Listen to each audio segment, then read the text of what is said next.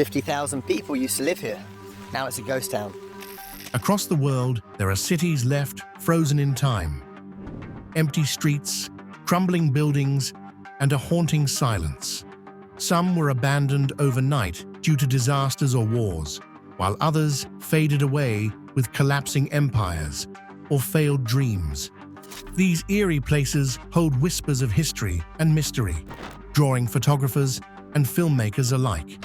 Now everything is abandoned. Once full of life, they now stand as haunting reminders of the past. Exploring these ghost towns reveals how quickly the world can change and how fascinating abandoned cities can be. Let's get started. Pripyat. Late at night, on April 26, 1986, something terrible happened at a nuclear power plant in Chernobyl, a town in the Soviet Union. Inside reactor number 4, things went very wrong, and it exploded. Flames and dangerous radioactive material shot high into the sky, spreading over the nearby city of Pripyat. This city was where the plant's workers and their families lived. For 36 long hours, nobody left. Then the 49,000 people living there were quickly evacuated. Even though they didn't stay long after the explosion, many got very sick later because of the dangerous radiation. The Soviet government made a rule that no one could go back to the area around Chernobyl, creating an 18-mile no-go zone. Pripyat became a spooky ghost town, left behind as a sad reminder of the disaster. Over the years, the city's buildings began to fall apart. Nature took over, with wild animals wandering through empty homes, gyms, and even an amusement park. In the old post office, letters from 1986 still sit, waiting for someone to mail them. These days, the radiation isn't as strong, so a few brave explorers and former residents visit for short trips. But scientists say it will take hundreds of years before Pripyat is safe for people to live in again. Village of Ordre Sugan. On a quiet afternoon, June 10th, 1944, something really sad happened in the village of Ordre Sugan, France. During World War II, Nazi soldiers came to the village. They thought the people were helping the French resistance. What they did was awful. They killed 642 people, including men, women, and kids. The men were taken to barns and shot with guns. Women and children were locked in a church. Explosions and fire destroyed it, and they could not get out. A few people survived by pretending to be hurt and running to the forest later. After the war, a new village was built nearby, but the old burned-down village stayed the same. French leader Charles de Gaulle wanted it left as it was, a way to remember what happened and honor the people who died. Now, if you visit Ordre Sugan, you'll see broken buildings, rusty cars, and sewing machines that were left behind. The tram tracks are still there, even though they were never used. A museum nearby has things found in the ruins, like tools and personal items. Each piece tells a story about the people who once lived there. Hashima Island. Hashima Island, also called Battleship Island, is like a ghost town lost in time. Once, it was one of the busiest places on Earth. This tiny island near Nagasaki was first settled in 1887, when people came to mine coal. Later, Mitsubishi bought it and built some of the world's first tall concrete buildings for workers and their families. During World War II, the island was packed with thousands of workers, including Korean laborers and Chinese prisoners who were forced to work in the mines. By the 1950s, more than 5,200 people squeezed onto just 16 acres of land. Life was tough and crowded. When the coal ran out, the mine closed in 1974, and everyone left. Now, After years of being empty, Hashima looks like a crumbling maze. Broken staircases, empty apartments, and old things like television from the 1950s are still there, just gathering dust. Once busy places, like swimming pools, barbershops, and classrooms, are falling apart. It's spooky and fascinating at the same time. In 2009, the island reopened for visitors. It even inspired the villain's hideout in the James Bond movie Skyfall in 2012. Today, Hashima Island is a silent reminder of its bustling past, a place where nature and history meet. Varosha, Cyprus. Back in the 1970s, Varosha, a sunny spot in Cyprus, was the place to be. Its beautiful beaches and fancy hotels attracted rich and famous visitors like Elizabeth Taylor and Brigitte Bardot. People from all over came to enjoy the sand, sea, and luxury. But everything changed in August 1974. A fight between Greece and Turkey broke out, and Turkey invaded the northern part of Cyprus. The people of Varosha, about 15,000 of them, ran away in fear, leaving their homes, treasures, and dreams behind. They thought they'd come back soon, but they never could. The city was shut off, with fences and guards, and it has stayed empty ever since. Today, Varosha is a spooky, crumbling ghost town. Brave explorers who've peeked inside say it looks like time just froze. Trees grow through the floors of homes and restaurants. Old things left behind have been stolen or broken, but some still remain, like bell-bottom pants in store windows and dusty cars in old dealerships. It's as if the 1970s are stuck there forever. People dream of bringing Varosha back to life, but fixing all those broken buildings could cost over $12 billion. For now, it's a strange and silent reminder of the past, waiting for its story to be rewritten. Krakow, Italy. Krakow is an old ghost town in southern Italy, sitting on a high, steep hill in the Basilicata region. Long ago, it was full of life, but trouble with pipes caused landslides, forcing people to leave. By 1980, no one lived there anymore.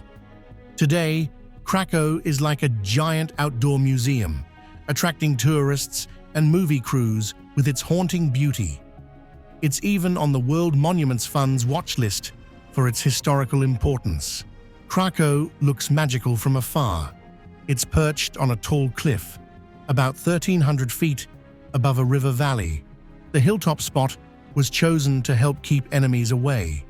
The land around Krakow is rough and empty, with strange, bare mounds called badlands, shaped by years of erosion. People lived in Krakow for thousands of years. Ancient Greeks moved there around 540 BC, and the town's name first appeared in 1060 AD when it was called Graculum, meaning little plowed field. Over the centuries, Krakow grew with farms, a castle, 4 big palaces, and even a university. But Krakow had its struggles. A terrible plague hit in the 1600s and many people died. In the 1800s, landslides, poor soil, and earthquakes made life hard. Many families moved to America for a better life. By the 1960s, landslides pushed everyone else out. Now Krakow stands empty, but its stories live on. In 2007, a group in the United States started the Krakow Society to keep its history alive. Visiting Krakow is like stepping into a time machine. Colemankop. Colemankop is a ghost town tucked away in the desert of southern Namibia, just 10 kilometers from the port town of Luderitz. Its name comes from Johnny Coleman, a driver who left his ox wagon behind on a hill during a sandstorm. Once a wealthy little village full of miners and riches, it's now a fascinating tourist spot managed by Namdeb, a company shared by Namibia and the diamond giant De Beers. The story of Colemankop began in 1908, when a railroad worker named Zacharias Lavala stumbled upon a shiny diamond in the dirt. He showed it to his boss, August Stauch, and soon word spread. German miners rushed to the area, and the German Empire declared it a special diamond zone, calling it the Sperrgebiet.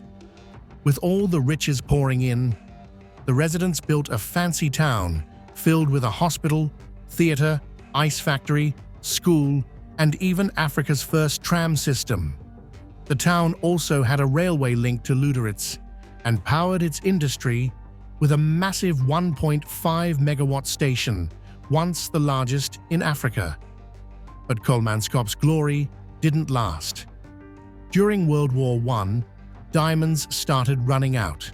By the 1920s, the town was already fading, and in 1928, richer diamonds were found far to the south, pulling miners away.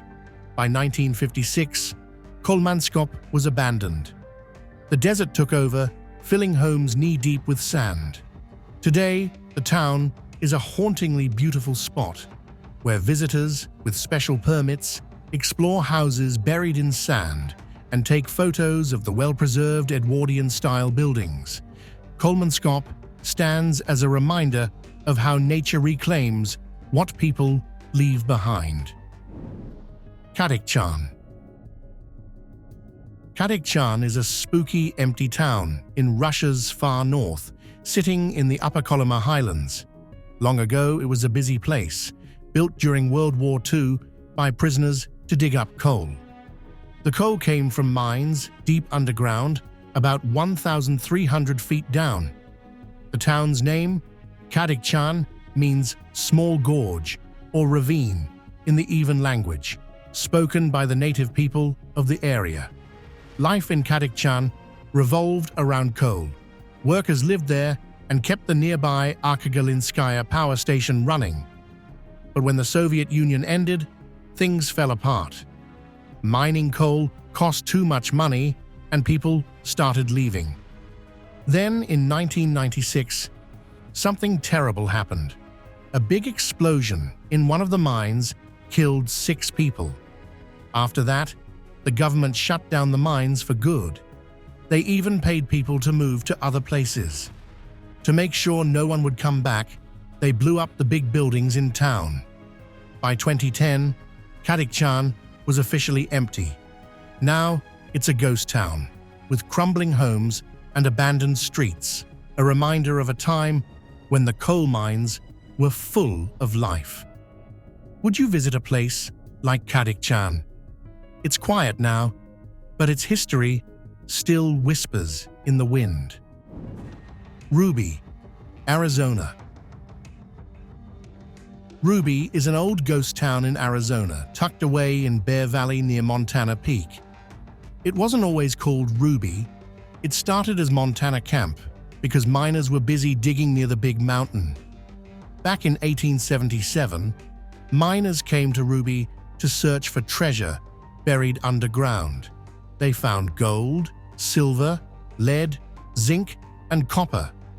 By the 1930s, about 1,200 people lived there, making it a bustling little town.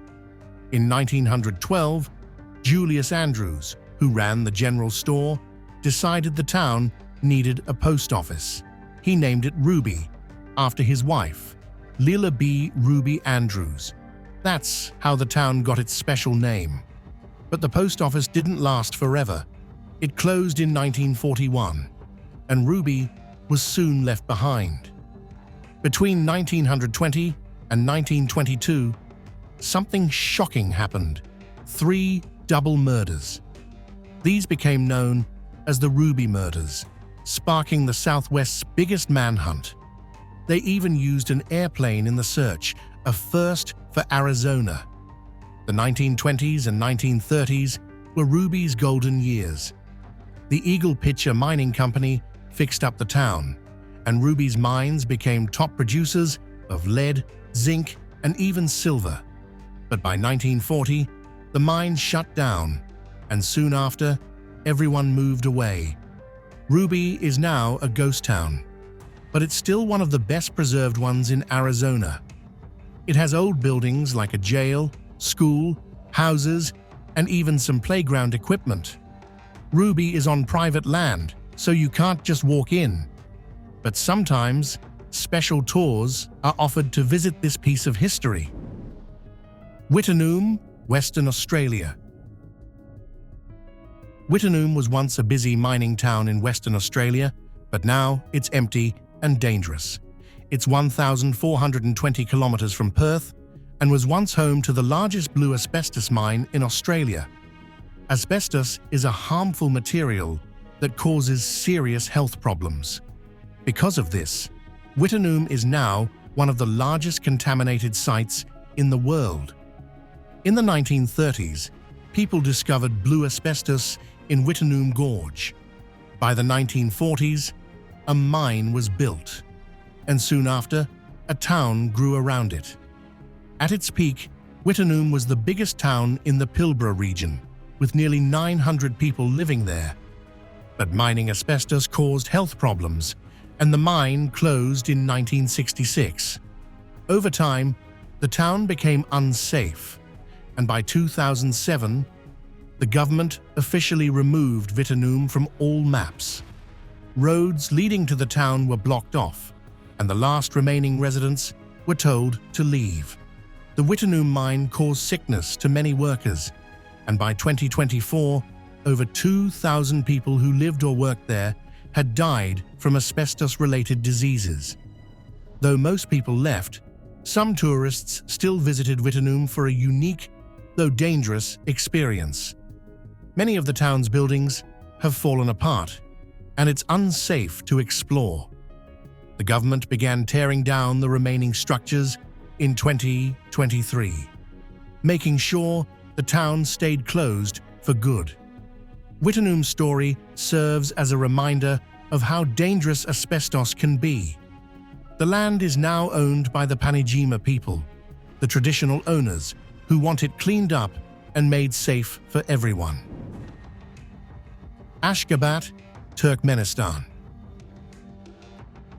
Turkmenistan is a country that used to be part of the Soviet Union, and it has a leader who some people say is a lot like North Korea's Kim Jong-un. In 1991, President Saparmurat Niyazov wanted to make Turkmenistan shine like gold. His big idea was to build a beautiful city called Ashgabat. To make this city stand out, he wanted to make it amazing by breaking records. One of his coolest ideas was to use marble, a shiny, fancy stone, for the buildings. In fact, Ashgabat has 543 buildings made of marble. That's more than any other city in the world. The city also has the largest Ferris wheel on the planet, so it's pretty special. But even though it looks so grand, Ashgabat has earned a spooky nickname, the City of the Dead. Why?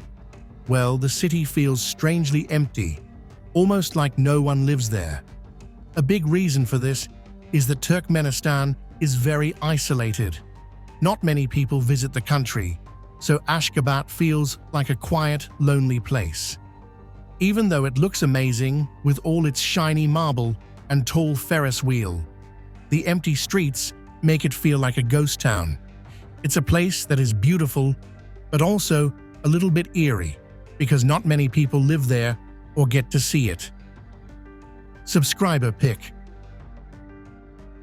Before we check out the next abandoned city, let's take a detour to China, where the rush to urbanize at a crazy pace has created a slew of ghost towns. One of those you can see in this photo. These aren't just abandoned buildings, these were actually under construction, but had to be shut down when the hopes of people moving to this new town and starting a new life faltered along with the funding. Do you think it's a good idea to rapidly urbanize just to maintain the facade of a booming economy, or should China reconsider this strategy? Villa Epen in Argentina. A long time ago, there was a magical village called Villa Epen in Argentina.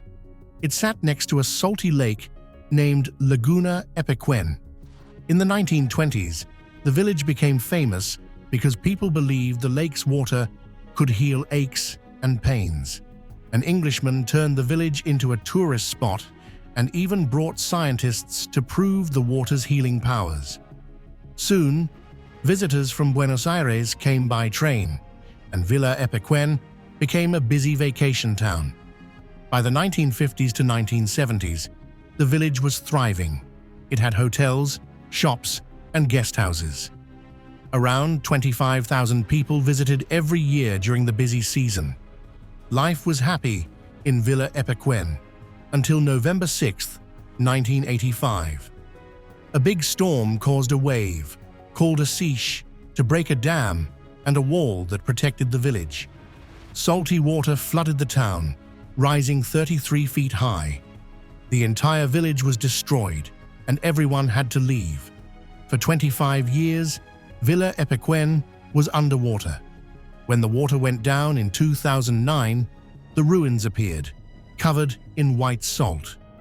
Pablo Novak, the last resident, returned to the empty village until his death in 2024. Now, Villa Epequen is a ghost town, famous for its mysterious ruins. Kayakoy. Kayakoy, also called Kaya or Livisi, is a quiet village located in Fethiye, Turkey. It's a special place with a long history. In the past, it was home to over 6,000 people, but today it's mostly empty, except for some tourists and a few local vendors. The village sits on a mountain and looks out over the beautiful area, attracting visitors who want to explore its old houses and churches. Kayakoy was once known as Karmilesos in ancient times and later became a Greek town. The people there were Greek Orthodox Christians, living peacefully with their Muslim neighbors. But in the early 1900s, the village went through a hard time. During World War I and the Greco-Turkish War, many Greek families were forced to leave their homes. They suffered terrible losses, and by 1923, the village was abandoned. In the years that followed, Kayakoy was left behind, with only ruins of its once bustling life. The houses and churches, many built in the 18th century, still stand today, though in a broken state. Some of the buildings are slowly being restored, while others remain as they were. The village is now a museum, and it's a place where visitors can learn about its history and the struggles the people there faced. Kayakoy is a reminder of the past, and although it's quiet now, it tells a powerful story. It's a place where history and nature have come together to create something both beautiful and haunting. Burge Al Babas. If Walt Disney World is the happiest place on Earth, then Burge Al Babas might be the creepiest. This strange place is near the Black Sea and is filled with half-built, abandoned mini-castles. There are 587 of them. Burge Al Babas was supposed to be a luxurious town, but things didn't go as planned. It was meant to be a fancy community where people could live in royal-style castles, paying anywhere from $370,000 to $500,000 to own one. But what went wrong?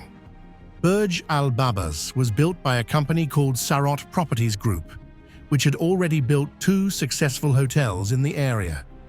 They dreamed of creating a beautiful neighborhood full of European-style castles for rich people from the Middle East, with views of the Black Sea and the Turkish forest. Each castle was going to have cozy underfloor heating and jacuzzis, making it feel like a palace. The idea sounded great, but sadly, things didn't work out. The project began in 2014, but the builders ran into trouble fast. The locals didn't like the strange castle look, which was very different from the traditional style of the area. They also didn't like how the developers treated the environment, cutting down trees. With money problems, a huge debt, and a bad economy, the construction stopped. The developers tried to keep going, but things only got worse with the pandemic. Today, the grand dream of Burge Al Babas is mostly forgotten, and it looks like the project will never be finished. Burge Al Babas is like a real-life ghost town, full of empty, unfinished castles waiting for a story that may never be told. Sanji UFO housing city in Taiwan. The Sanji UFO housing city in Taiwan had some of the most mysterious and odd-looking buildings ever built. These pod-shaped homes, located in the Sanji district of New Taipei, looked like something straight out of a sci-fi movie. They were meant to be a fancy vacation spot for United States military officers stationed in East Asia. Construction began in 1978, but things didn't go as planned. The project suddenly shut down in 1980, and here's where the story gets spooky. People say the trouble started when workers cut through a dragon sculpture near the resort's gates to widen a road. In Chinese culture, that's considered very bad luck. After that, there were strange accidents and even tragic events, like car crashes and suicides. Some even believe the site was haunted because it might have been a burial ground for Dutch soldiers long ago. Though abandoned, the pod-like houses caught people's attention. Their UFO-inspired design made them a tourist curiosity, and MTV even used the site for filming. Online, folks called it a ghost town or the ruins of the future. In 2008, plans to demolish the UFO housing city began. Despite petitions to save at least one for a museum, demolition crews tore them down by 2010. Today, the area is being turned into a tourist spot with hotels and a water park. But the eerie stories of the Sanji UFO houses live on. The spooky island of dolls. In Mexico City, there's a strange little abandoned island called the Island of the Dolls. It's a small patch of land in the Xochimilco canals, filled with old, creepy dolls hanging from trees and huts. These dolls are all different sizes and colors, and their lifeless eyes and broken bodies make the place look like something from a ghost story. The island story begins with Don Julian Santana Barrera, who lived there alone. He started collecting dolls in the mid-1900s. People say he found a drowned girl in the canal and hung the first doll he found to honor her spirit. Believing the girl's ghost haunted the island, Barrera kept adding more dolls to keep her happy. Over the years, he traded vegetables for dolls and even searched through trash to find them. Barrera passed away in 2001, and some say it was in the same spot the girl drowned. Now, the island is a tourist spot. Visitors come by colorful boats called trajineras to see the spooky dolls. Some people even say the dolls move, whisper, or watch them. Others bring gifts or change the dolls' clothes to get blessings. Would you dare visit? We hope you guys enjoyed this video. Stay tuned for more amazing stories.